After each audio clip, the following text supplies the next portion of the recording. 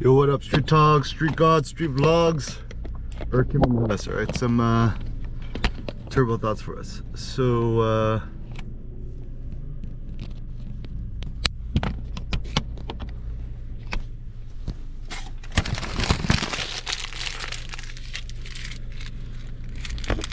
this one is on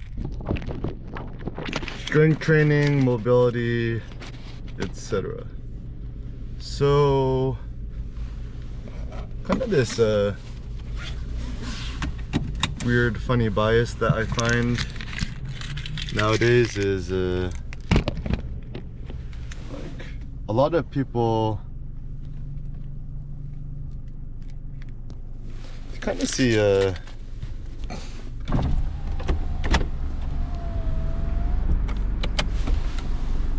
kind of see these funny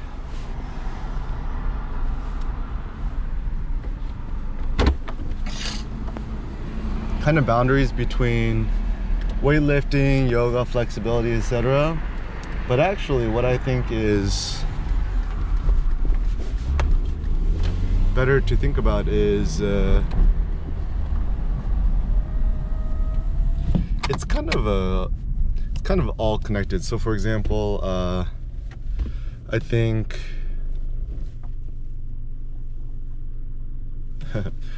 maybe I need to philosophize more about weightlifting stuff, but well, ever since I started doing kind of more yoga style moves, some like CrossFit style warm-up training, like all my lifts have gone insanely better. I know a lot of people who have like back injuries or back pain, stuff like that. I mean, simple solution to get rid of it is very simple. Just do a little bit of yoga every day. And some misconceptions and suggestions I have is literally you don't have to do more than 1 or 2 repetitions of a single movement. So for example, every single day, quite religiously, I do like a pigeon, birds of paradise, a scorpion, back bridges, blah blah. People are, oh, you gotta do it for 10 reps, 4 sets, or people are like, oh, you have to hold the stretch. I'm like, nah, bro, just do it super fast. And one philosophy I'm starting to think too is with these things is because like people say, oh, how do you do that? You know, I'm so inflexible. I'm like naturally super duper inflexible. I just been practicing every single day for like how many years? 10 years? Not 10 years, 5 years maybe. And people, oh, you're so flexible. I'm like, I still can't do a splits, but I'm still just practicing a little bit. And the main reason I do it is that when I'm doing it, I just get, all my lifts have gone up. So the most interesting thing about doing the Atlas lift of 9 plates in 2.5 I'm like essentially out of space. I either need to buy the Texas bar that my friend Chris tells me, or I need to just find a new powerlifting gym that has bigger sleeves or thinner weights. But I'm starting to realize that it's funny that powerlifters, like most of these dudes are actually cowards. I mean, like, why is it that people use weightlifting belts? I think people just kind of scared. Like, people are scared they're gonna throw out their bag and they're gonna injure themselves, whatever. I mean, big suggestion is kind of worry about your back, blah blah. I'm like, just do rack pulls instead. Or if you're gonna do deadlift, just do a trap bar or high handles, whatever, right? So people say, oh, I want to compete. I'm like, powerlifting competition to me seems like the most kind of silly and ridiculous thing to do. Why is that? Because everyone's taking steroids or some sort of testosterone booster, whether natural or unnatural, whatever, or taking some sort of something. And so like the problem is with powerlifting, you're going social media, whatever. It's funny because when people say social media, what do they mean to say? Do you mean to say YouTube or Instagram? That's why I don't like it when people's too generalistic with these concepts. It's better to be specific, call a spade a spade. And you know, so like you see the dude like, you know, pulling like 10 plates or 12 plates, right? It's like, how's he do that? It's like, he might be on the juice, right? But anyways, it's good to do that mobility stuff to increase your overall strength. Some other thoughts like, why do rack pulls? And also, it's funny because people say, oh, you know, you're so flexible, right? But when people say you're so flexible, it's not really a compliment. It's kind of more of like a, you know how to do kung fu, or you're doing some sort of strange witchcraft that I could never do. And it's funny because the word flexibility and the word flex, like flex your muscles, right? Same word, right?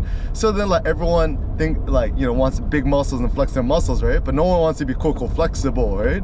So it's not funny to think that the word flexible and flex is the same word. And then I was like curious, I looked into it. The word flex just means to bend.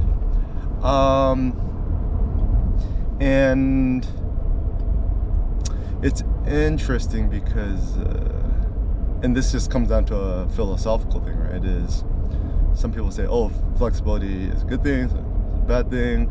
Oh, be flexible, be flexible. It's like, I mean, you know, I study a lot of philosophy and I think about this a lot.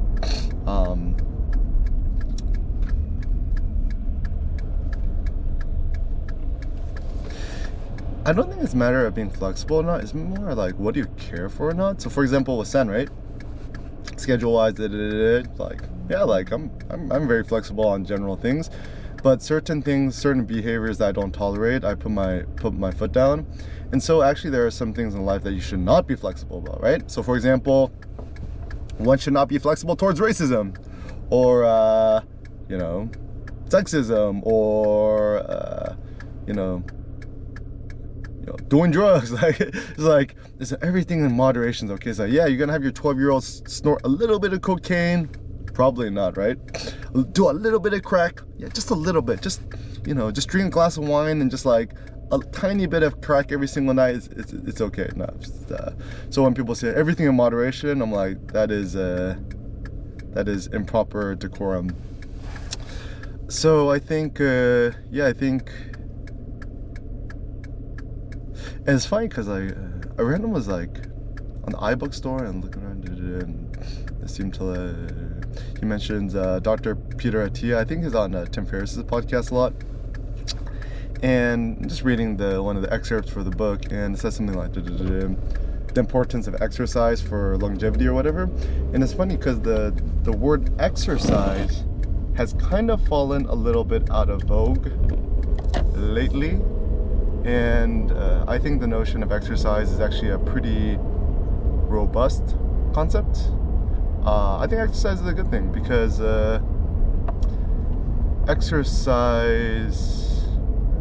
everyone exercises their mental capacity, but to exercise our bodies might be the most important thing, because it's my personal thought that the body is real and everything else in between is a fiction. And the reason why this is important is that a lot of times we think that exercise is quote optional, but in fact I think exercise is critical. It's you don't have a body, you don't got a mind, you don't got a body, you don't got a soul, right? And also philosophically, I believe in this funny idea of the mortal soul, is that when you die, your soul also dies. And so, yeah, I think if you just prioritize your body above everything else, everything will work out good.